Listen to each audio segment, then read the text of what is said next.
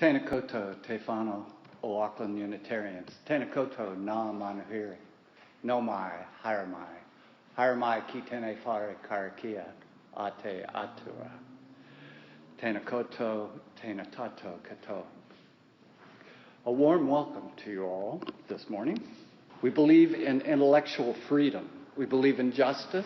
We believe in compassion and concern for each other and the whole world. We believe in a commitment to those ideals, which makes us caring and active in the struggles for human dignity.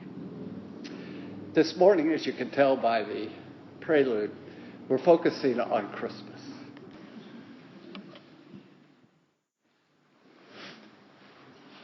This week, it was reported that one of Donald Trump's surrogates, his first campaign manager, told Fox News that President-elect Trump had saved Christmas from Obama. Apparently, he had won the war on Christmas, declaring it is now safe to say Merry Christmas again.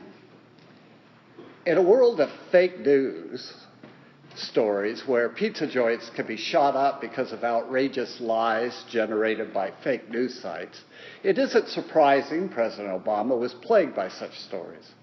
One in particular was that, being a Muslim, he never said Merry Christmas or called a Christmas tree, in spite of hours of videotape recording him doing just that. The most egregious fake news site of all, Fox News, has been claiming for years that there is a war on Christmas to bolster its street creds with its largely religious right audience.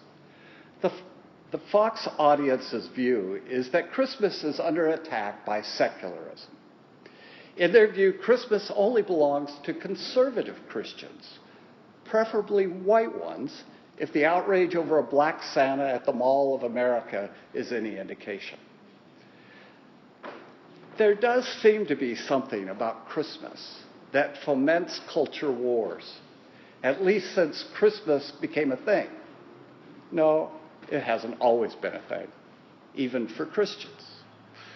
While the Gospels of both Matthew and Luke have very different accounts of Jesus' birth, there is no mention of December 25th as his birthday.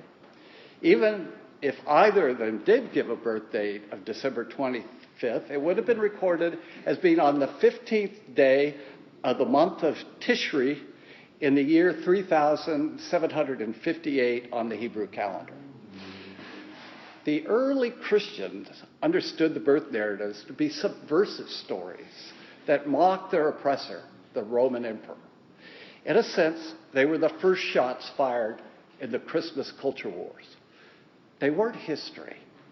They were like the overture to a great symphony, foreshadowing the themes that would be explored in the work that would follow, coming to a dramatic conclusion in the resurrection. It was only Easter that the early Christians celebrated. Jump a few centuries forward, and the landscape had changed. Christian numbers had grown significantly.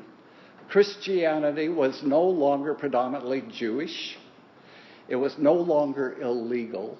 It was no longer subversive. It had joined hands with its oppressor. For political reasons, Rome had co-opted it, making it the state religion, even though most Roman citizens were still pagan.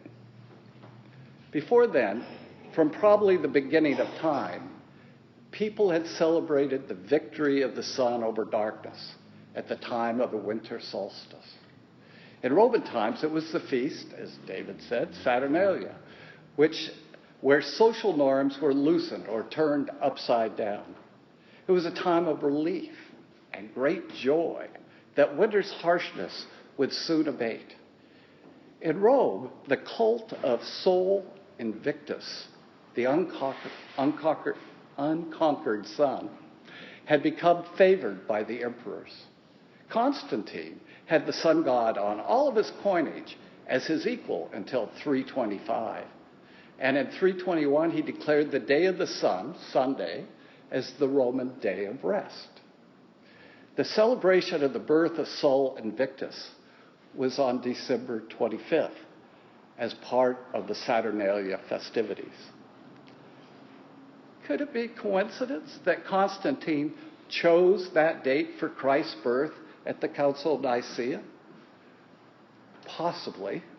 Some scholars argue that it was common to date the birth of gods and heroes on or about the winter solstice, and that the date selected had nothing to do with reframing the pagan holiday. But I'm not convinced. The first recorded observance of Christmas was in 336, during Constantine's reign. It was made official in 354 by a successor, Julian I. But that didn't make it an instant hit with the populace. St. Augustine of Hippo, who was born 1 month before the first official Christmas, would later exhort his congregation in a Christmas sermon, "Let us celebrate this day as a feast, not for the sake of this sun, which is beheld by believers as much as by ourselves, but for the sake of him who created the sun."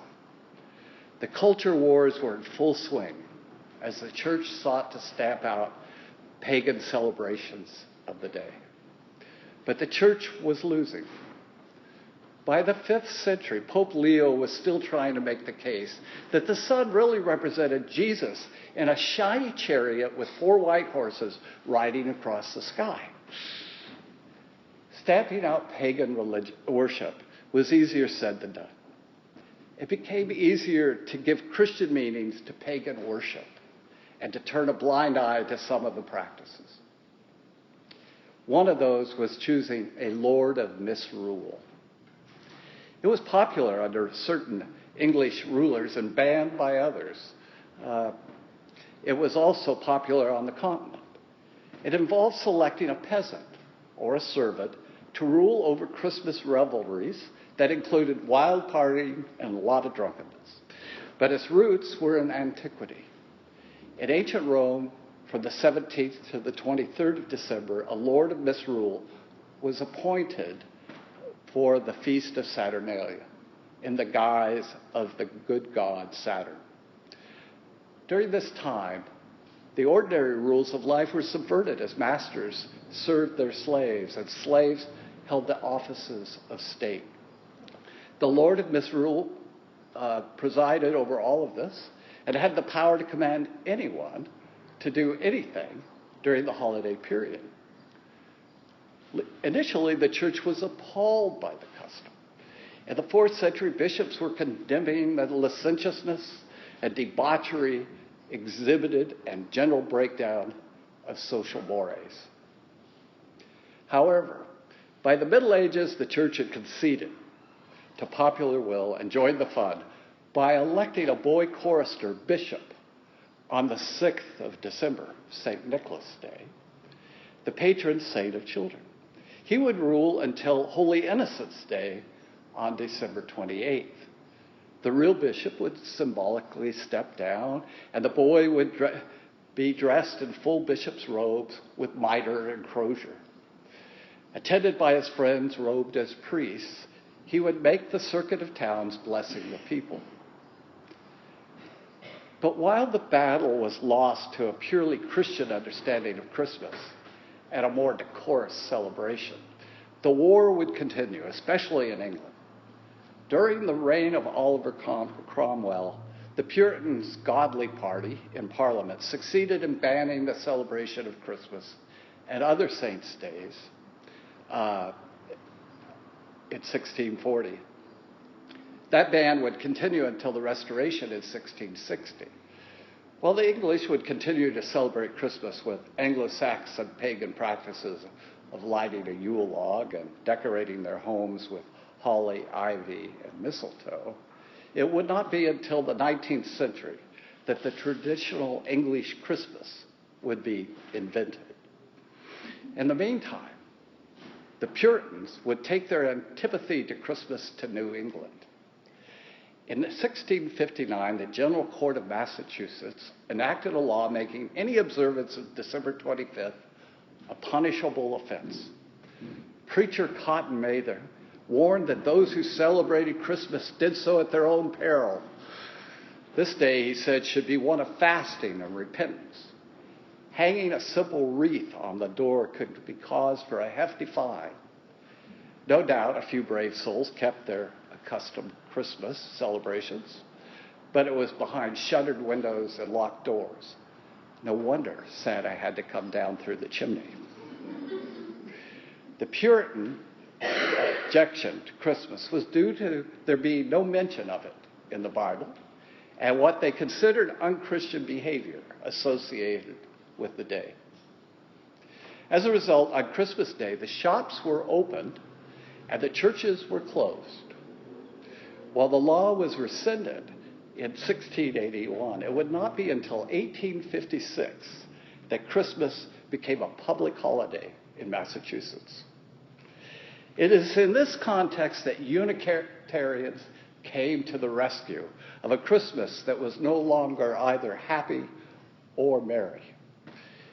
It would not be surprising to find this ironic, as no Unitarians considered Jesus God or read the birth narratives literally or thought he was born on December 25th. They were the unlikeliest of white knights. What motivated these former Puritans was the new cult of domesticity. That was a hot new trend at the time. This new concept of family emphasized the importance of tender, intimate feelings between husband and wife, between parent and child, and among siblings. This concept encouraged the careful nurturing of children's minds and spirits. Discipline was to be instructive, not harsh. The home was seen as a sanctuary from the stress and demands of commerce. The Unitarian effort to save Christmas, or perhaps reclaim Christmas, was twofold. The first effort was to heighten the religious overtones of the day by holding religious services on Christmas Day. That didn't really catch on with Unitarians. But the second did. It was to urge banks, shops, other businesses, and even schools to close for the day, something that had never been done before, so that the family could spend the day together. As part of that effort, they were not averse to indulging pagan elements of the holiday, in particular the Christmas tree. In 1832, the Unitarian minister Charles Follen and his wife Eliza delighted party guests with something quite remarkable, a Christmas tree.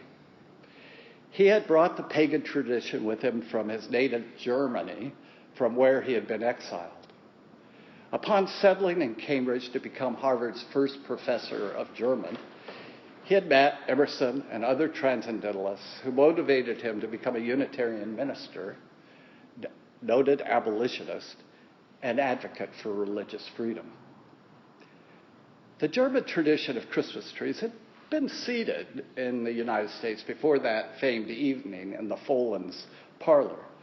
But the sight of a tree indoors, festooned with decorations, was still captivatingly new. The Follen's tree was nudged into history with the help of their friend, British Unitarian reformer Harriet Martineau, who wrote about it in a popular English magazine. Martineau could hardly find enough adjectives to describe the tree's loveliness. All eyes wide open, all lips parted, all steps arrested. A young Queen Victoria was a fan of Martineau. The description of Follen's tree may have influenced her, for Christmas trees would rise to prominence in her England. Unitarians also contributed to Christmas music that mostly promoted peace, with the exception of Jingle Bells by James Pierpont. For most of the history of Christendom, the idea of peace on earth had been taken as referring to a private, personal peace. Few imagined that peace on earth actually meant we should stop killing each other. I heard the bells on Christmas Day by Henry Wadsworth Longfellow, lamenting the Civil War, and it came upon a midnight clear by Unitarian minister Edward Sears, saw it differently. Sears called us to task for not heeding the angel's call to peace. In his verse, "Beneath the angels strayed have rolled 2,000 years of war, wrong, and man at war with man hears not the love song which they bring," Sears decried. His lyrics raised objections from a number of Christian conservatives of the time. Many people said contemptuously that Sears' hymn was just the sort of thing you would expect of a Unitarian. All this contributed to saving Christmas. But the most important contribution was by a Unitarian who connected Christmas to the social gospel. In doing so, he popularized the idea of Christmas being an occasion to give to those less fortunate and to gather family and friends around laden dinner tables and Christmas trees filled with lights, decorations, and toys, not to mention inspiring Dr. Seuss's The Grinch Who Stole Christmas and Frank Capra's film classic, It's a Wonderful Life. In 1842, Charles Dickens traveled to America and chronicled his disillusionment with the country's institutions, especially slavery. Yet Dickens praised his visit to Boston, where he met Ralph Waldo Emerson and William Ellery Channing. His interest in Unitarianism was virtually the only enthusiasm he managed to bring back with him undamaged at the end of the trip, according to Victorian scholar Robert Newsom. On returning home, Dickens took a pew at the Unitarian Little Portland Street Chapel in London. Disgusted with our established church and its daily outrages on common sense and humanity, Dickens wrote in a letter, "I have carried into effect an old idea of mine and joined the Unitarians, who would do something for human improvement if they could, and who practice charity and toleration." Dickens himself worked tirelessly for a wide range of charitable causes, raising funds for soup kitchens, immigration schemes, housing associations, prison reform, hospitals, adult education, and disabled artists. He also believed that through his fiction he could promote moral solutions to social ills and could change society for the better. All of Dickens' novels reflect the central ideas of 19th century Unitarianism. The belief that Jesus was a human being who exemplified a truly religious life, the rejection of materialism, and the doctrine of necessity, the medieval idea that that which is illegal is made legal by necessity, the rejection of God of stern judgment, of a God of stern judgment, a disdain of theological controversy, the rejection of dogma, an inclusive rather than an exclusive religion, and an emphasis on doing good works. In 1843, shortly after his return from America, he wrote A Christmas Carol.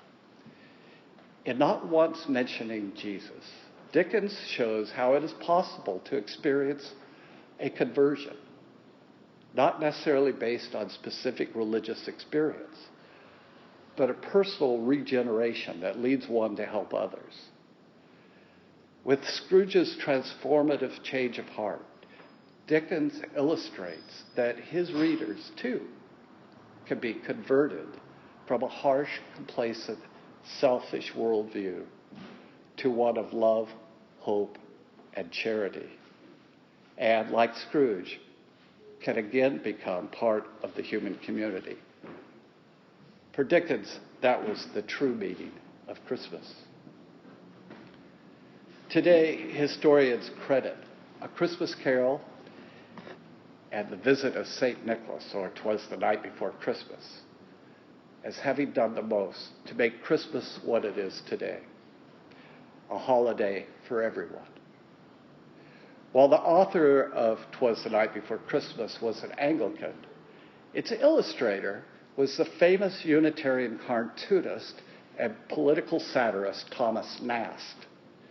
It was he, not Coca-Cola, who first drew Santa Claus, as we now all know he looks, and made his home the North Pole, where he could belong to all the world's children, no matter their faith or no faith. And that is how Unitarians won the Christmas wars. We made it merry again through inclusion, not exclusion. We did it by making it a time of joy and wonder for all. We made it a holiday in which people of any belief system could participate. It reminds us to nurture our families. It recognizes that as humans, we need moments to forget about our station in life and the worries and responsibilities that come with it, and let loose a little. It honors our admiration for the just and compassionate world Jesus hoped we would create, without worrying about who he was, but more about who we are and how we treat one another, especially the unfortunate. We lifted it up as a day of transformation, that we might become more human all year round. So in the words of Tiny Tim, Merry Christmas to all. God bless us, everyone.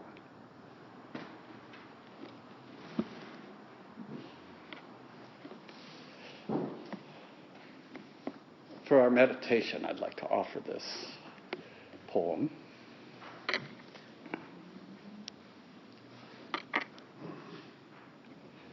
Like those shepherds who were on the hillsides with their flocks, like those wise ones in their observatories with their telescopes and astronomical charts, we find our daily work interrupted by these holidays.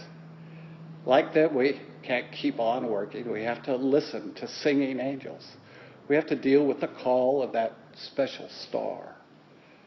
The little town of Bethlehem is thronged with people who have come to be taxed, crowding streets and shops. And we have to find our way to an unknown place where a wonderful new beginning awaits. What precious new beginning are you seeking this Christmas? Do you push through crowds? What have the angels told you? What is the call of the star?